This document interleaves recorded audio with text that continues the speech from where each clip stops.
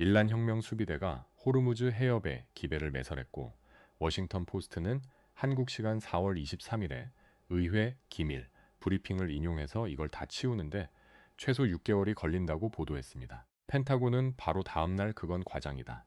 6개월 폐쇄는 불가능하다고 부인했는데요.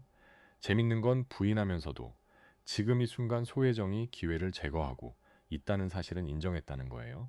전 세계 원유의 1분이 통과하는 바닷길에 폭탄이 깔려 있고 그걸 치우는데 6개월이든 3개월이든 상당한 시간이 걸린다. 이게 지금 유가 105달러의 진짜 이유입니다. 자, 그래서 오늘 영상은 호르무즈가 정상화되는데 걸리느니 시간이 오래 여러분 수익률을 가릅니다. 미국은이 시간을 버틸 체력이 있고 실제로 증시가 폭등하고 있어요. 근데 한국은 반도체라는 방패 딱 하나로의 시간을 견디고 있습니다. 이 방패가 얼마나 갈 수 있느냐, 이게 핵심이에요.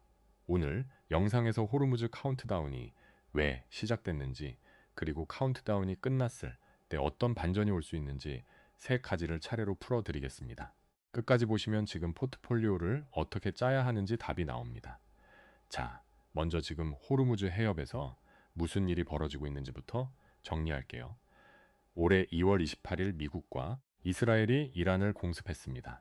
이란 혁명 수비대는 보복으로 호르무즈 해협에 기뢰를 깔았어요. 이 길목에 폭탄을 심어 놓은 거예요. 유조선이 못 지나가니까 기름값이 뛸 수밖에 없겠죠. 미국도 가만히 안 있었습니다. 해군을 보내서 자체 해상 봉쇄를 걸었어요. 트럼프 대통령은 기뢰 설치하는 배는 보이는 즉시 격침하라고 명령했고 미중부 사령부는 지금까지 31척의 선박을 돌려보냈다고 발표했습니다. 대부분이 유조선이에요. 그러니까 지금 호르무즈는 이란 기회와 미국 봉쇄가 동시에 걸려있는 이중 잠금 상태입니다. 그러면 그게 언제 풀리느냐? 여기서 워싱턴 포스트 보도가 나옵니다. 한국 시간 4월 23일에 펜타곤 고위 관계자가 하원 군사위원회 기밀 브리핑에서 기회 완전 제거에 6개월이라고 보고했다는 거예요. 다음 날인 24일에 펜타곤 대변인 존 파넬이 뭐라고 했냐면 그건 여러 평가 중 하나를 체리 피킹한 거다. 6개월 패스는 불가능하고 절대 용납할 수 없다고 했습니다. 근데요, 이 부인 자체가 시사하는 게 있어요. 6개월이라고 치더라도 내일 당장 열리는 건 아니라는 뜻이거든요. 소혜정이 지금 이 순간에도 작업 중이라고 인정한 거니까요. 여기에 외교 변수까지 꼬입니다. 미국과 이란은 파키스탄 이슬람마드에서 평화 협상을 시도했는데 한국 시간 4월 12일에 결렬됐어요. 이란은 미국의 과도한 용구가 문제라고 했고 미국은 이란이 핵무기 포기를 거부했다고 했습니다. 4월 25일에 다시 접촉 가능성이 나왔지만 이란 측은 공식 협상 계획은 없다고 선을 그었어요. 이스라엘은 레바논 폭격을 제기했고요. 외교적 해법이 나오려면 아직 갈 길이 멀다는 겁니다. 자, 이게 유가에 어떻게 반영됐느냐? 브렌트 현물이 한국 시간 4월 25일 기준 배럴당 105달러입니다. 1년 전 같은 시기보다 60% 올랐어요. 근데 여기서 진짜 중요한 숫자가 하나 있습니다. 12개월 뒤에 인도되는 WTI 선물 가격이 얼마냐면 77달러 대예요. 현물 105달러, 선물 77달러. 이 차이가 거의 30달러입니다. 이걸 백워데이션이라고 하는데요.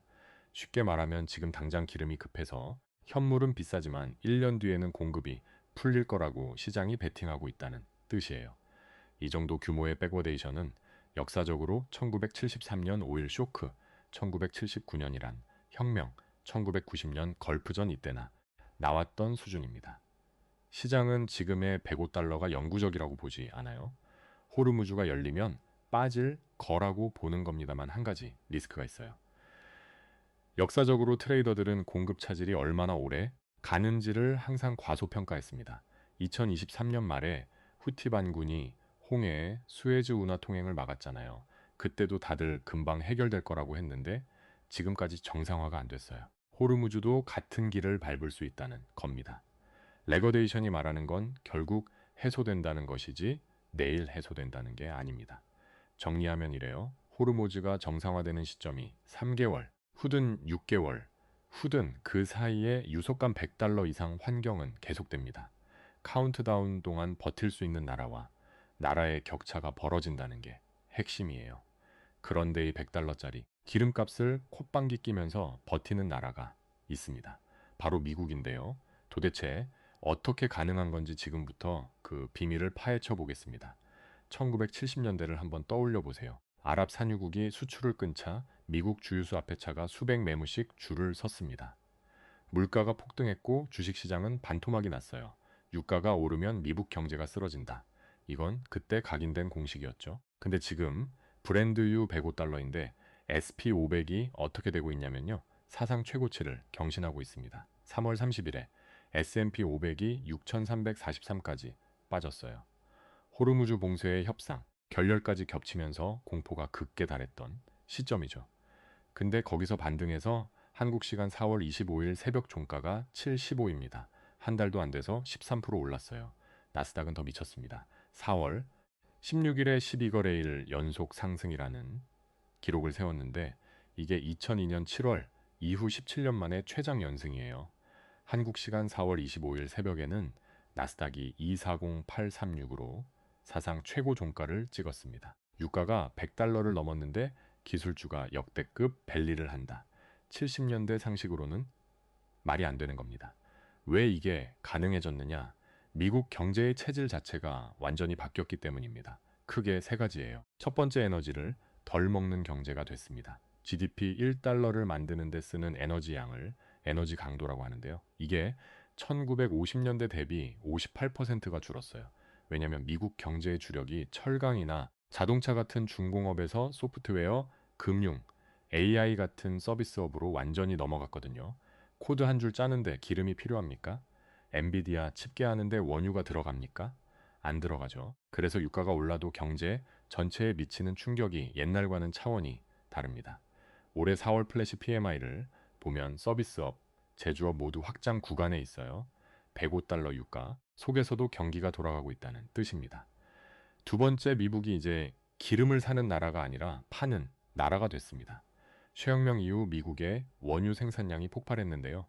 지금 하루 1358만 배럴을 뽑고 있어요. 세계 1위입니다. 과거에는 유가가 오르면 중동에 돈을 갖다 바쳐야 했잖아요. 그게 세금처럼 경제에서 빠져나가는 돈이었던 거죠. 근데 지금은 유가가 오르면 텍사스랑 노스타코타에 돈이 들어옵니다. 미국 안에서 돈이 도는 거예요. 오일 쇼크가 세금이 아니라 소득이 된 겁니다. 이게 구조적으로 엄청난 차이입니다. 세 번째가 좀 역설적인데요. 쉐들이 증산을 안 합니다. 기름값이 100달러가 넘으면 미친 듯이 시추공을 뚫어야 정산 아닙니까? 근데 안 해요. 왜냐하면 2014년에 한번 크게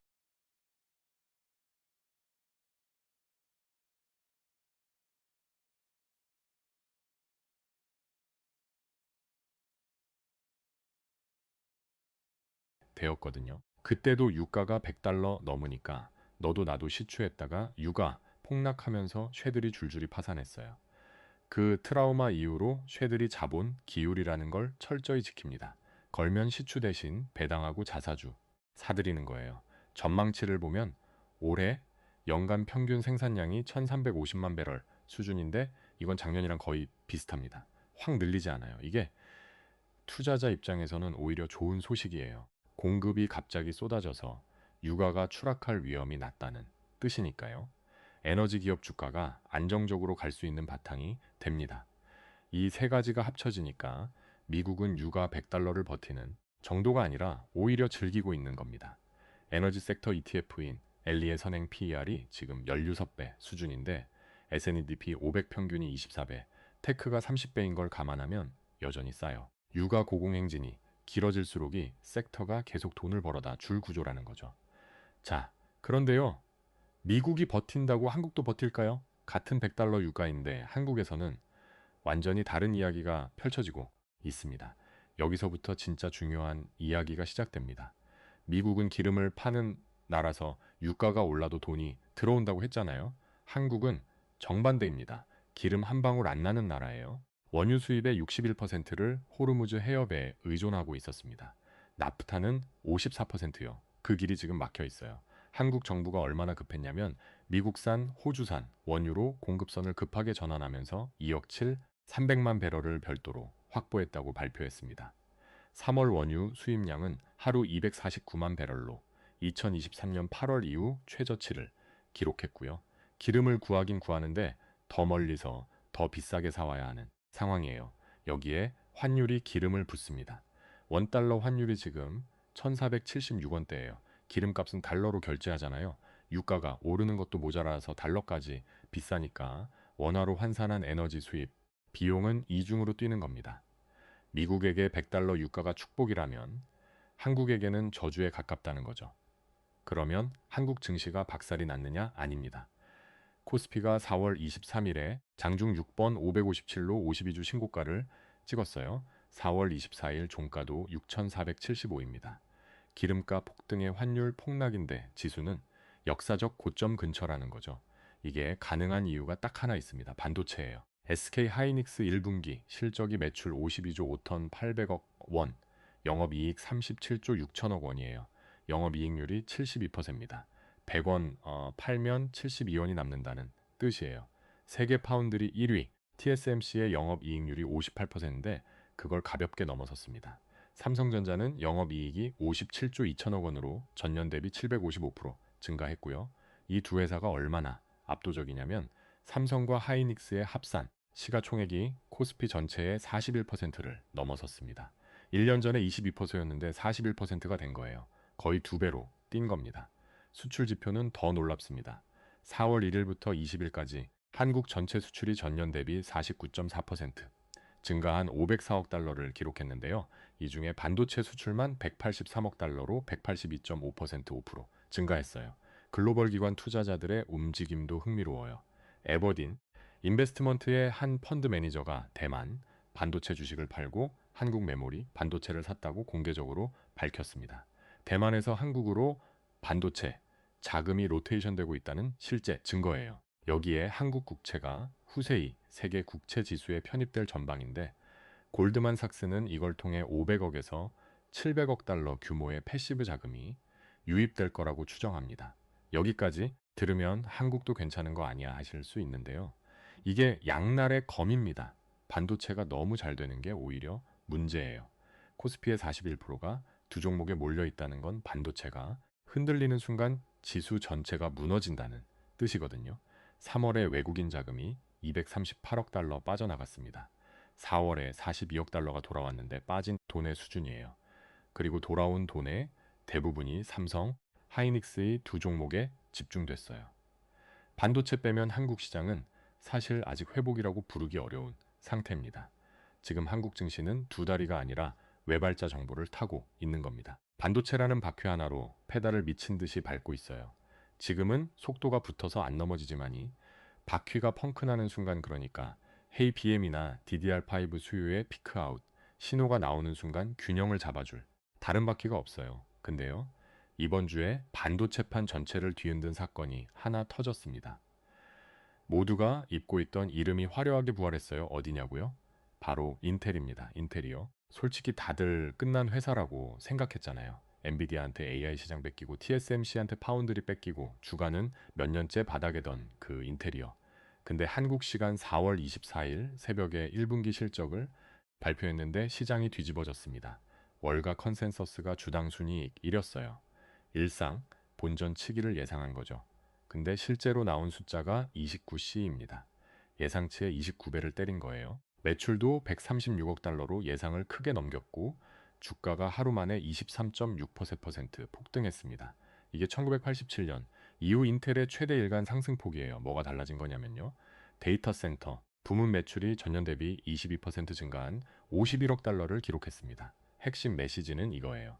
AI 시대에 GPU만 중요한 게 아니라 CPU도 다시 필수가 됐다는 겁니다. AI 모델을 학습시키는 건 GPU가 하지만 그걸 실제 서비스로 돌리는 추론 단계에서는 CPU가 핵심 역할을 해요. 인텔 CEO 리프타는 CPU가 AI 시대에 불가한 기반으로 재진입하고 있다고 했고 실제로 테슬라가 인텔의 차세대 14A 공정을 쓰겠다고 했어요. 아마존 시스코 스페이스 X도 인텔의 고객단에 이름을 올렸습니다. 이게 한국 반도체에 무슨 의미냐? 두 가지입니다. 좋은 소식은 AI 반도체, 수요의 전체 파이가 GPU에서 CPU까지 넓어지고 있다는 거예요. 파이가 커지면 메모리도 더 많이 팔리니까 삼성 하이닉스한테 당장은 긍정적입니다. 나쁜 소식은 인텔리 파운드리까지 살아나면 장기적으로 TSMC 삼성 파운드리 사업과 정면 충돌한다는 거예요. 반도체 방패가 지금은 단단하지만 경쟁 구도가 바뀌면서 균열이 생길 수 있는 지점이 하나 추가된 겁니다. 자, 이제 가장 중요한 이야기를 할게요. 호르무즈 카운트다운이 진행되는 동안 어떤 시나리오가 펼쳐질 수 있고 각각에 어떻게 대응해야 하느냐입니다. 시나리오 하나, 도착 상태가 쭉 이어지는 경우입니다. 제가 보기엔 이게 가장 가능성이 높아요. 미국과 이란이 협상 테이블에 다시 앉긴 하겠지만 합의까지는 시간이 걸리고 그 사이에 유가가 100달러 전후를 오가는 거죠. 이 시나리오에서는 미국 에너지 섹터가 계속 돈을 봅니다. 에너지 ETF 선행 PUR이 신유석배로 테크 30배의 절반 수준이에요. 유가 고공 엔진이 길어질수록이 밸류에이션 격차가 매력적이 됩니다. 한국은 반도체가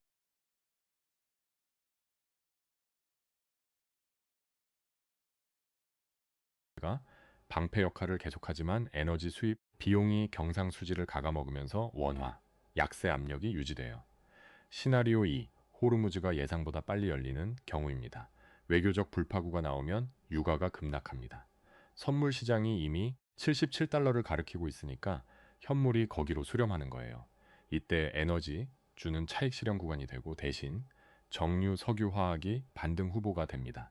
왜냐하면 이 업종은 원유를 원재료로 쓰니까 유가가 떨어지면 마진이 좋아지거든요. 한국 입장에서는 에너지 수입 부담이 주면서 원화가 강세로 돌아서고 외국인 자금이 본격 복귀하는 그림이 나옵니다. 시나리오 셋 확전입니다. 가능성은 낮지만 무시할 수는 없어요. 이란이 호르무즈를 완전히 틀어막거나 분쟁이 다른 지역으로 번지는 경우죠. 유가가 120달러, 130달러를 뚫고 올라가면 그때는 미국도 타격을 받습니다. 성장주가 급락하고 방산주, 조선주가 급등하는 전형적인 전시, 포트폴리오로 전환내야 하는 시점이에요. 한국에서는 조선주가 수혜주 우회에 이어 호르무즈 우회까지 선박 수요 증가 수혜를 받고 방산주도 중동전쟁 장기화 테마로 움직입니다. 여기에 변수가 하나 더 있어요. 한국 시간 4월 29일부터 이틀간 FOMC가 열립니다. 금리 동결은 거의 확실한데 중요한 건 톤이에요. 유가 100달러가 인플레이션을 다시 자극할 수 있다는 경고가 성명문에 들어가느냐 마느냐. 3월 FOMC 의사록에서 일부 위원이 금리 인상 가능성을 언급했던 게 시장에 충격을 줬거든요. 만약 이번에도 매파적 신호가 나오면 나스닥 고밸루에이션 종목들이 단기 조정을 받을 수 있습니다. JP모건은 올해 내내 동결 후 2027년 3분기에 인상을 전망하고 있는데요. 유가가 계속 높으면이 타임라인이 앞당겨질 수도 있어요. 그래서 지금 뭘 해야 하느냐? 한 가지만 기억하세요. 분산입니다. 미국에서는 테크 쏠림을 줄이고 에너지 섹터를 포트폴리오에 담아두는 게 호르무즈 장기화에 대한 보험이 됩니다. 인텔의 부활이 보여줬듯이 반도체 안에서도 엔비디아 한 종목이 아니라 CPU 진영으로 분산할 타이밍이에요. 한국에서는 반도체 외에 조선 방산 그리고 최근 급부상한 전력기기 섹터를 눈여겨보세요. LS 일렉트릭이 4월 23일에 하루 만에 약 12% 올랐는데 AI 데이터 센터에 들어가는 전력 인프라 수혜 때문입니다. 정리할게요. 페르시아만 바닷속에 기회가 깔려 있고 그걸 치우는 시계가 째깍거리고 있다고 했죠. 이 카운트다운이 끝나는 시점에 여러분 계좌화가 어떤 모습일지는 지금 어떻게 준비하느냐에 달려 있습니다. 미국은 체질이 바뀌어서의 시간을 버팁니다. 에너지를 덜 쓰고 기름을 직접 팔고 세계 기업은 증산 대신 주주한테 돈을 돌려줍니다. 100달러 유가가 미국에게는 옛날 같은 재앙이 아니에요. 한국은 반도체라는 경이로운 방패가 지금 이 순간 모든 걸 막아내고 있습니다. 하이닉스 영업이익률 72%, 삼성 영업이익 755% 증가, 수출 49% 폭증이 이 숫자들은 진짜 대단해요. 하지만 코스피의 41% 가이 방패 하나에 걸려 있다는 건 그만큼 방패가 깨질 때의 충격도 크다는 뜻입니다. 그래서 여러분이 꼭 체크해야 할 게네 가지예요. 하나 브랜드유 12개월 선물 가격이 지금 77달러대인데 이게 90달러를 넘으면 시장이 유가 장기 고공 행진을 각오했다는 신호입니다.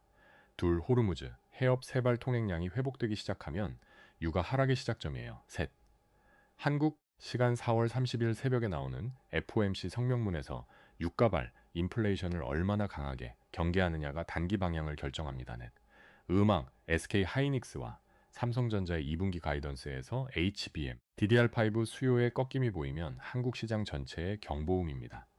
이 시간이 공포가 되느냐 기회가 되느냐는 음악 준비한 사람과 안 한 사람의 차이일 뿐이에요.